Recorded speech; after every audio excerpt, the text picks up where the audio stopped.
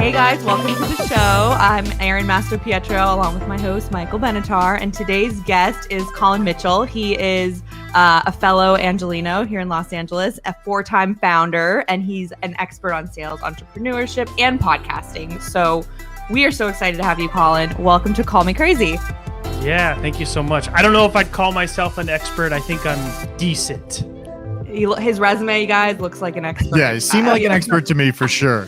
So why don't you give everybody just like a brief background and then we can kind of dive into everything today. Oh, yeah. I'd love to. Where do you want me to start? We'll start at your first company because I saw, 4-time founder. So what was that first one that got you into it? Yeah, so I'll go back a little bit further. Okay. So I was born in California, born in Northern California. I grew up, I had a bit of a rough upbringing as a kid. I was raised by a single mom. We grew up pretty poor, didn't really have a whole lot. And I kind of got into a little bit of trouble as a kid and didn't make it to college, frankly, barely made it through high school by the skin of my teeth, got my credits, and that was about it. And I had some like dead end jobs, and then sales was really the only thing that would give me an opportunity. And I decided to make the most out of it. And I learned some things early on, some good, some bad. And so, I really put everything into it, and I was hungry to learn. I was hungry to make a career out of it. And I worked myself up to the top, pretty quickly in that company. And they offered me some, they promised me a managerial position, and I thought that I wanted that. And they didn't give it to me. So it was time to say bye, and they weren't too happy about that. But I took a VP of sales at a position at another company and kind of learned a little bit more business acumen and running a team and driving revenue and training people and things like that. And then I had met my wife, now my wife at the time, and she was in recruitment, and she was not really loving it anymore. She had done recruitment before, and things had changed and it was a little different. And I was like, why don't you come over here and kind of learn what I'm doing here? And then I think we could maybe do it on our own. So that's what we did. And so she came over and she kind of learned the industry a little bit. And we're kind of like an IT VAR. So we sold hardware and IT products and consumables and things like that, mainly to school districts and government and things like that. So she kind of learned the business, and then we decided to start on our own doing the same thing. And our first office was our living room in our 1-bedroom apartment. Yeah. Yep. And it was lots of long days. And we just grinded it out, and then got our first office and hired a few people and built that team and made some really smart hires. And we pretty much scaled that business to $5 million in about 26 months. Wow. So wait, was it the type of work you were doing that you were like, I can do this on my own? Or was it specifically the industry? Like, it's very specific, tech sales to schools. Like, was it a little bit of both? Or because sometimes you do what you know the best, but clearly you're good at sales in general. So I wonder if it would have been the same if you were doing, some other type of sales. Yeah, that's a great question. And so it was, to do what I was doing was the safe option. Like I knew, okay, I know I can do well selling these things to these type of customers. So that was really the safe option. And to be completely going on your own, you kind of want to take the right step first, right? Yeah, and I think that's a lot of entrepreneurs kind of do that, right? Like a lot of times it's so common to kind of be 1 foot in, 1 foot out, like still having your day job and then running your business at night, and that makes a lot of sense, and there's nothing wrong with that. But for me, like I had to just go all in. Being half in, half out didn't feel right for me. And just kind of taking that risk. Like it was just me and my wife. We didn't have kids yet. We had really low expenses. We were living together. And so it was just, we had the runway to kind of take that risk. So it made a lot of sense to just go all in and go for it, and be sticking in the same industry, working with the same type of customers was definitely that safe option. But in sales, like if you're really good at sales, and I mean like, if you are really, I like to view sales as like, it's a craft, like it's a skill. Like there's a lot of things that you have to do to be great at sales, to really serve people and to really master that craft of building relationships from nothing and turning them into, relationships that drive revenue for your business. And so to really be good at that, you got to be committed. And it looks like, it doesn't always look like what a lot of people think. A lot of people think like, oh, it's banging the phones and, 12-hour days and, taking a beating. And it's not. Like for me, when I really leveled up and became what I like to think is like a sales professional rather than just a seller, it was really investing a lot in myself, taking care of myself so that I could be my best self when I worked for 8 hours selling and building relationships and doing like things like that. And when you're more committed to building relationships with the right people and serving your clients rather than like, having that, my good friend Larry Levine likes to call it commission breath, where you're like you're treating the relationships very transactionally. Like, hey, I'm only talking to you because I want something from you. That's kind of the difference between people that are like average at sales versus people that are great at sales. Yeah. And before the show, I was like, I'm like love or hate with it. But what you just said was when you have a good relationship and you're providing value to them, then sales feels good. It feels right because you're providing something they want to talk to you. That feels so great. And then there's that other side where you're clearly just, I love that commission breath. That's so awesome. Because Erin right now, she's doing kind of the wholesale outreach. She's reaching out to people in our business. And I think she's coming to a point where she's like realizing a lot of stuff about it and how to do it. And I think that's why we were excited to talk to you, because what are kind of the few things that you would have done differently, or now that you're older, you've done this, 4 times. What are the things that maybe would have helped you at the beginning to realize to kind of advance it even further at that point? Because I think that's hard for people when they start out. Yeah. There's so many things. I'm going to try to pick some of my favorites. Yeah, just anything. So number one is like not being scared of rejection. Like that's a simple one. Like being I just interviewed on my show, Andrea Waltz. She wrote a book called Go for No. And so, being detached from that outcome and having that mindset is like, it's okay to hear no. The best salespeople, and there's people that will argue this point, but I disagree with it, obviously. The best salespeople, they get way more no's than yeses. Or if you're a sports person, I'm not, but like, a great batter bats like a 300, right? So 70% of the time they're not getting a hit, and they're the best in baseball. At least I think. I don't know. I'm not a baseball guy, but it sounds right. It sounds about right. Yeah. So, being like, so I try to focus on like, okay, the goal is not to get the sale. The goal is not to get the yes, I'll take a proposal. The goal is not to get them to that next yes of whatever your sales process looked like. The goal is to just have conversations. Just have conversations with people and identify, hey, do you have a problem or do you have a need that I can maybe help you with? And so when you focus on that, you're going to get those yeses, you're going to get those sales, you're going to get those people. But what happens is people get no, and then they get discouraged, or they're so focused on the outcome, they become desperate, and people can sense that. But when you the best people in sales are the people that are curious. The people that are willing to ask questions that nobody else is asking. When they're asking questions that maybe have something to do with their product, maybe don't, but they genuinely just care about that other person and they want to know, to try to identify like, hey, does it make sense for us maybe to do business together? And so with all this, I know from, the early days of cold calling back in, whenever we can say the 90s before computers, technology has advanced so much. Are you still doing cold calling, or are emails and text messages? Like we were looking at houses and I was getting text messages from realtors, which I actually found kind of annoying. Like, hey, I'm going to help you find this house, or I'll help you sell you the house. How have you used technology to kind of leverage it? Or is this old school way, again, not old school, but just the classic way, picking up the phone? Is that still more valuable than email, text message, stuff like that? Yeah, it's interesting because even a lot of people in sales have a hard time picking up the phone. And so like a lot of people, like I'm a big fan of technology, obviously. And yes, I think using it where it makes sense. But it can't replace just good old fashioned hard work. Yeah. And those are some of the things that I learned early on in sales is just like, I something that I learned early on was like, just outwork your competition and you'll be fine. Like that simple thing, or simple things like, hey, some will, some won't, like make the next call. Like those are some simple things that kind of have stuck with me.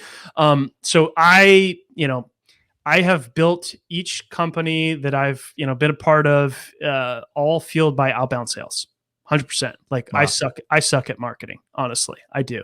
And so typically if we're doing any sort of marketing, like we're seeking outside help. And so everything that I've done has been fueled by outbound sales and building outbound sales teams. And that's a combination of email and phone.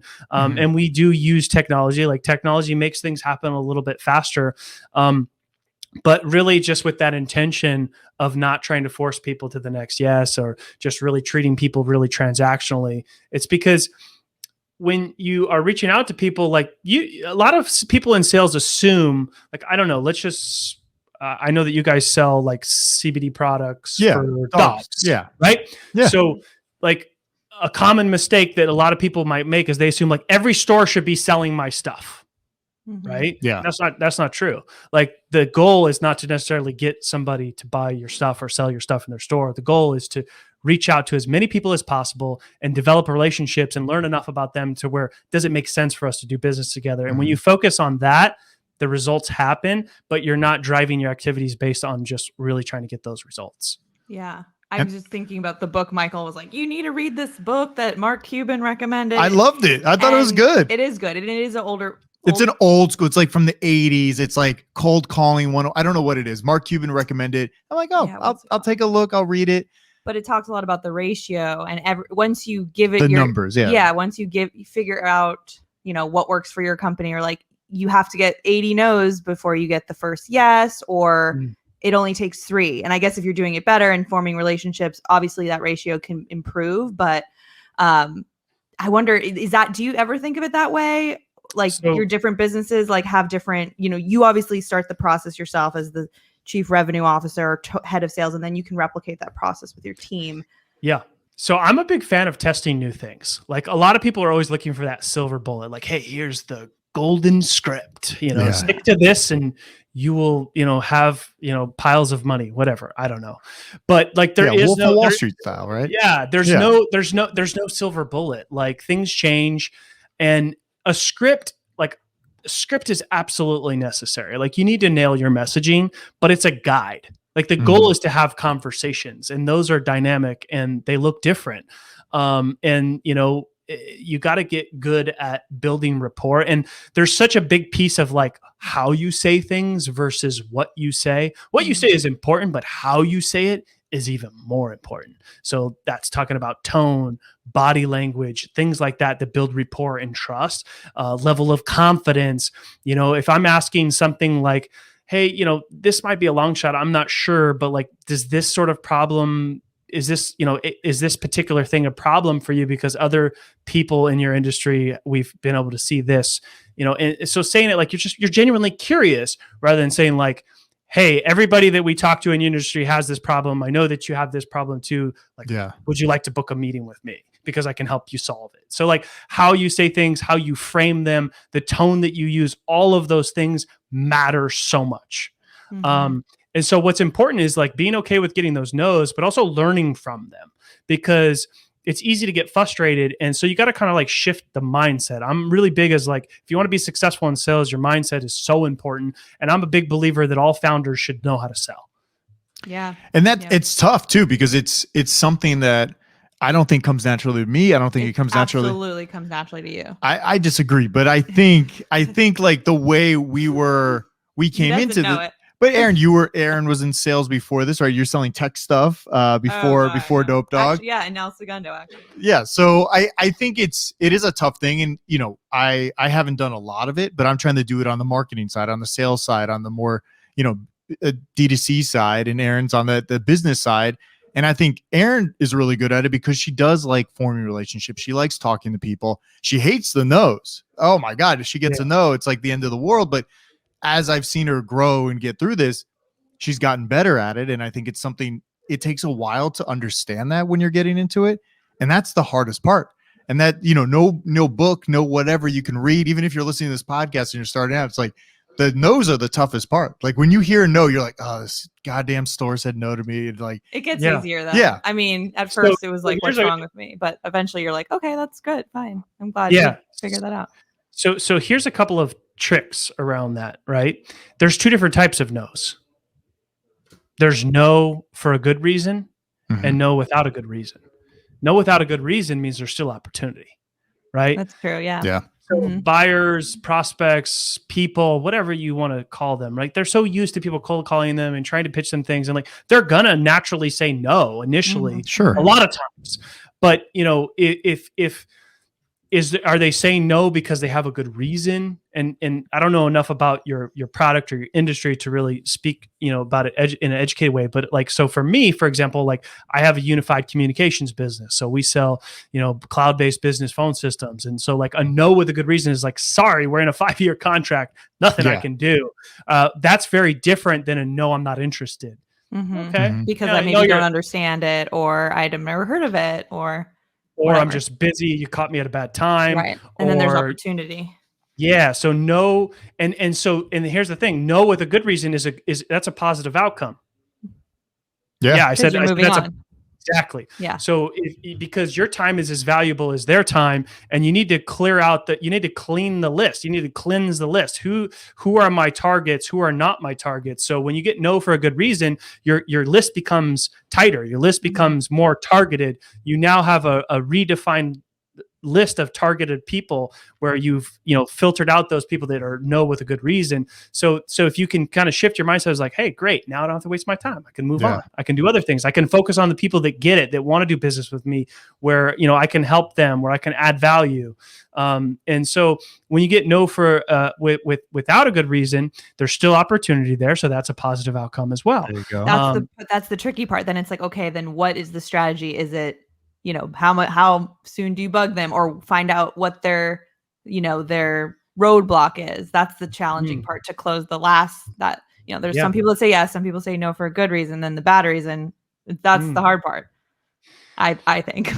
So here's there's not necessarily a right answer to this, but like you ask them, like it's that simple. Like you ask them, like, hey, I totally get it. I understand that, maybe now's not a good time, or maybe you don't know enough about our products to really, tell me, but can I ask, like, what's your reason? Like, why do you think it's not a good fit? Why are you not interested? Yeah. Or you can even be like super honest and like, hey, I hate sales. Like, honestly, I'm really bad at this. I'm trying to learn, but could you help me and just give me a little bit of feedback? Like, what could I have done better? What could I have said differently to maybe pique your interest a little bit? Yeah. Like you can be that real, like that authentic. And you'd be surprised what happens. Yeah. And it is weird in the dog world, because that's kind of the world we're in the pet world. It is. Yeah. I feel like it's so different from anything that everybody else does. Like we have a mutual friend, Lucas, that does sales, and he does a whole different type of sales than we do. And we talk to him occasionally about the sales operations and stuff like that. And just when you get to this pet world, there's like this barrier, because there are a lot of small businesses within the world. And then a lot of those people are kind of like outside, or you're just talking to a manager that can't really make decision. So there's like a lot of weird stuff. I feel like, at least, like I'm not in the other side of the world. That's why, we just have to like experiment on our process, but yeah, because like what works for Lucas, like some of those, suggestions had to be tweaked before they would even begin to work for us. Yeah. And a lot of it comes to feedback, getting feedback, like from people. And this is universal. This applies anywhere, regardless of what you sell, right? Is not being scared to ask for feedback. And so feedback from the people that you do business with is great, right? Why did you choose us? Why did you, want to let us into your store? Why did you feel we were the best fit? Why did you give us a chance? Yeah. And so that feedback is good, but the feedback that's great is the people that said no. Yeah. Hey, I'm curious. Why were you not, we're building our business here. We're really trying to, do X, Y, and Z. And, we're making an impact in these ways. And we're just looking to get better. And I was hoping you could help. And people like to help people. Most people. Yeah. And you don't take a ton of their time, but like, hey, it's just curious, why did you feel we weren't a good fit? What was it that made you think that, we weren't a good fit for your store, or that, now was not a good time, or that you chose these other options over us? I don't know, but like feedback is universal. And I like getting the feedback from the people that we don't do business with or that said no, because that's so much more valuable than the people that like bought in and like your process worked. The people that said no, that's where you can look for like opportunities to improve your process or your talk track or your approach or all of the above. That's great. Yeah. Go ahead. What were you going to say? I was going to change gears and just say, I'm curious how much time as a co-founder or founder, I don't know if you have co-founders with all your businesses, but how much time do you spend in the founder role versus a chief revenue officer role, which could be a totally full-time job managing a team? Yeah, it's a good question. I mean, like, I have a team and I have a great team and I rely on them a lot. But I like rolling my sleeves up and I like staying in the trenches. I really do. So when I built that first company with my wife, which I still have today, and it requires a whole heck of a lot less than my time. When I built that company, I did step away from sales for a little while, where I was more operations, more process, marketing, like just kind of more like big picture stuff. And I wasn't that happy. Okay, so you found I didn't enjoy that. I didn't enjoy that as much. And I was like, I need to get back in sales. I need to be more on the front lines of sales. I need to be more involved in like that stuff because it's what I enjoy doing. So from that business, I started another company where we do unified communications, and it was kind of just out of a necessity. It's an interesting story. We built that company all fueled by outbound sales. So we heavily relied on the phone, and we had so many problems with the different phone vendors that we had. And we went through like 5 phone vendors in 2 years. Oh, wow. And I was like beating my head against the wall because I'd walk into the sales floor and the phones would be down and they'd be complaining. And I'm like, we need the phones. This is how we make money. And so we built this like really duct tape solution of like a phone system where we like took a software and put it on a virtual server, and like it worked really well. You solved your own problem and that was your next company. Yeah. So then we started another company, and we've come a long way since then. And it's very different than it was when we first kind of got into that. And so that's kind of what started this business. And so then it's just kind of been an organic path from there. And so then I ended up going on a friend's podcast, and I was like, hey, this is a lot of fun. How do I start a podcast? And he's like, you just interview who you want and I'll take care of the rest. And I'm like, that sounds nice. That's great. I'm like, that sounds amazing. Let's do this.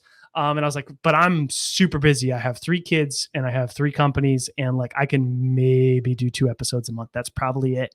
And somebody with a super successful podcast came along and told me, nope, you got to release 20 episodes daily so that you get listed in the Apple new noteworthy podcast, and you'll pick up a bunch of downloads early on. And I was kind of naive and I didn't know any better. And maybe he was right, maybe he's not. I don't think it helped at all, but I did 20 episodes in 20 days. Damn. And so from there, like, I interviewed 130 entrepreneurs and founders and had a lot of fun. And we created a product out of that. We created a process out of that. And I was like, this is amazing. There's more people that would definitely want to do this. And so we started a business, and we're on track to be managing hopefully close to 100 shows by the end of Q1. Oh, wow. So tell me about the business. So it's called salescast.co. And are you guys taking business owners or just sales teams and kind of like, hey, let's get on a podcast and discuss kind of like making that relationship for other people? Or how are you guys doing it? Yeah. So we're trying to transform the way that people do sales through podcasting. And, I believe that a lot of sales is building relationships with the right people. I'm a big believer that your network equals your net worth, right? So the podcast platform is a great platform to just build phenomenal relationships with phenomenal people. So it's there's couple things that we do. So we help people start, manage, and grow their podcast. So a lot of times we're specifically working with people in the B2B space, or that's typically entrepreneurs, founders, business leaders, people that have some sort of business objective tied to the podcast. And we help them create that strategy. We do all the creative. We help them launch the show. And then we manage everything soup to nuts from there. And then we have a group coaching call where we're bringing new ideas and innovative things and kind of leveling up what they're doing and how they're using that podcast to build more relationships with the right people and win their dream clients. That's great. Wow. Do you guys edit or produce the show? I know Michael does that for us. I'm just wondering, is that a role you guys take on, or do you teach them how to? So in most cases, we are doing all of the editing. And so that's part of what we do. But where we really shine and we're different than, like, say, just your traditional podcast agency, is really helping with the coaching and the mentoring, the group coaching, and really tying a business objective to the podcast and kind of keeping focused on that. And then we recently launched a new service, which is our influencer program. So we're also helping people get booked on podcasts, on shows that have their, ideal clients listening. And what's that platform called? The same company, same thing. Company, okay. Yeah. I mean, one of the podcast platform, podcasting has become so popular. And one of the easiest way to grow your own show is to go on more shows. For sure. But going on the right shows is important, crafting the right message. And so we go really deep on, like, because the last thing that a host wants, or even, like, say, your followers, is like for you to go on a podcast and talk about the same thing every time. Like, it's really boring. Yeah. Right. So we help kind of craft those messages and do some work, and then, go out and put them on a podcast tour and help them, get on the right shows. Like a whole media agency here. It's like the old radio days. Yeah. Yeah. And it's a lot of fun too. We have some amazing clients. That's great. I mean, the podcast world has evolved so much because so many people, started out, just doing it in their living room or wherever. And they're, we're in a little den in our house doing it, but people that are listening can't tell the difference because of the quality, and everything's like so much better now. And it's great that people are using it for business and getting out there, not just trying to be, I'm promoting this or promoting this. It's like you can tune in and actually learn a lot of stuff. And I think that's the great point about it. I was actually listening to your podcast before we jumped on. And that was great. I noticed some guy that was like really into sales. I think it was your latest episode. He was like so pumped about sales and was talking about it, and he loved sales. And I just thought, wow, this would be a great podcast to listen to, because you guys would just talk about the ins and outs of how to sell. I don't know what one it was, but I thought it was really good. And this is the kind of stuff that I don't think when people realize that podcast would do this, and this is like the next venture into a lot of stuff. And I actually did radio back in like the 2007 and 8. I was on a morning show, and then I started doing a podcast way back then, but it's totally different now. Now there's like real systems in place and hosting and some stats. Before it was just like throw it up on an RSS feed and you're out there. But yeah, I had to look because I do so many episodes. Yeah, who was it? Was it Daryl Amy? I think so. Yeah, he was just like super energetic about sales. Yeah. So he talks about selling the icing and not the cake. Yeah, he was super excited. So yeah, it's and video, like video is a part of podcasting now. And so like through that one single activity, you can accomplish so many things. Like one of the best things for me in podcasting is like the people that I meet. So the relationships that I build with the people that come on the show mean so much. Because you know each other on a pretty like deep level, and that would take usually years to find out, or you never would, right? So that's one part of it, and then part of it is like I learn so much. I learn so much from my guests as well, which is amazing. And then you're creating content, right? So everybody understands content's king. Like you need content. So you're creating content, and there's so many things that you can do from one single activity, like whether it's the audio to the podcast platforms, short clips for social media, full video for YouTube, transcription for a blog or a book, or short quotes, or like there's just so many things that you can do from that, on top of the relationships and the learning and the personal and the professional growth that comes out of like hosting a show. And is there a way for people to apply to Salescast right now, or is it kind of closed down, or how are they doing it? Oh yeah, it's really simple. They can just go to salescast.co. We offer like a free podcast strategy session. We give them all of our best ideas, kind of help them talk through what they've pretty much usually thought about. Most people, when they start a podcast, they've been thinking about it for a long time. For sure. Yeah. So when we hop on those calls, we're like, okay, you know, what have you thought about? What are your ideas? What do you do for business? How do we align those? Here's some ideas. And then they either leave learning a lot, or in most cases, we end up working with them. And then do you tell them like how much time commitment they need to expect? Because I think some people are Did like, I not tell you ahead of time when you started? Yeah. So it depends, right? It depends on like the frequency, like how committed are they going to be to it? In most cases, we're managing the show. So it's doing the interviews and then that's it, right? So it's not a huge time commitment.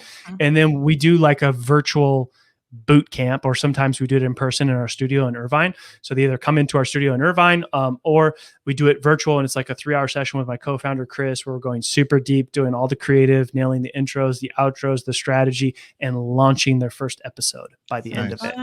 That's so cool. Where do you see the future of podcasting going from here? Because I feel like it's just now getting some legs on it. Like it's finally getting stats, finally getting all these things that are like truly integrated.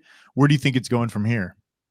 So I think more people are going to start to leverage video. Like I think that's already happening.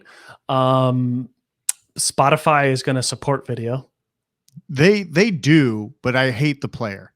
Yeah, but it's gonna get better. Yeah, I hopefully, because it's not very good right now. It's gonna get better. And you know, podcasting, a podcast is almost gonna become like that necessary thing. Like, you know, because you know, you don't, like, the best thing is just to get started. Like, you don't have to do it perfect. You don't even have to be great at it. Like one reason that a lot of people don't start a podcast, or have typically been thinking about it for a long time and just never do it. It's kind of similar to a lot of times with entrepreneurs, right? They have that idea, but they just never do it, right? Because there's a lot of fears, right? They think like, I'm going to suck at it. Nobody's going to listen. And it's like, yeah, you're right. You are going to suck at it, and nobody's going to listen, but you'll get better, and people will start to listen over time. Right. So, you know, I think as more people become committed to investing in their personal brand, a podcast is like a really simple answer to solving so many things on so many levels of investing in your personal brand. And so, you know, a lot of the podcast agencies are crazy expensive, and they're really kind of targeting like the, you know, large corporations with huge marketing budgets. And so at Salescast, like, we want to make it affordable for anybody. So like, your average sales rep can afford to have their own podcast and use it to build their brand and build more relationships with the right people. So that's something that's really important to us. Yeah. And it does seem like, I think podcasting is becoming, you know, everybody wants their own personal brand. And it's almost like, now that people have this ability to just be out there, you're able to kind of sidetrack. You know, if you needed to run a PR article or do something in the press, you now have your own reach and your own audience. And I think that's super valuable. And I think that's why we started our podcast, because we wanted to build an audience and have this direct reach to people that are interested in growing a business or becoming an entrepreneur. And I think that's what I think the media outlets are kind of missing, because they don't realize, like, we're becoming our own media platform. And like salescast.co, like, you guys basically are, you know, your own media platform with a whole, you know, hundreds of podcasters, and you guys have a reach that maybe you didn't even realize you had a reach. And I think that's something special. And I think it's going to continue to grow. It's interesting, because it's almost like everybody needs the personal brand at this point, because you want to have that reach. You want to be able to go on Twitter or Facebook and say, hey guys, like, here's what's up. Even if it's 200 people, those 200 people are dedicated to listening, and you know, and I feel like that's important moving forward, because there is like weird fake news and all that stuff. There's so many good things you said in that. And I agree with all of it. So it doesn't matter, like, the reach, right? Like, you know, I'm, you know, the having the right followers, right? The loyal followers, like those 200 people, rather than like 1 million likes on my post or whatever, are so much more valuable. Like, out of those 1 million people, how many are going to do business with you? Probably none. Probably none. Probably none. right? And the founders and the entrepreneurs and even, that are like accessible and that are like putting out content and doing things like podcasts, those are the people want to do business with, right? Because they know you, right? They know so many things about you. They, they're much more loyal fans, right? So, and like you said, like it's so easy to like fake things through like PR, even press release. Like half the time, a lot of stuff in press release is a bunch of BS. I feel like it's just for SEO, honestly. Like just throw it out there. Well, like you can make anything look like super successful or sexy through a press release, right? Yeah. But you can't fake this conversation that we're having right now. Like there was no prep work into this. Like we had no idea what we were going to talk about. No, we just jumped on.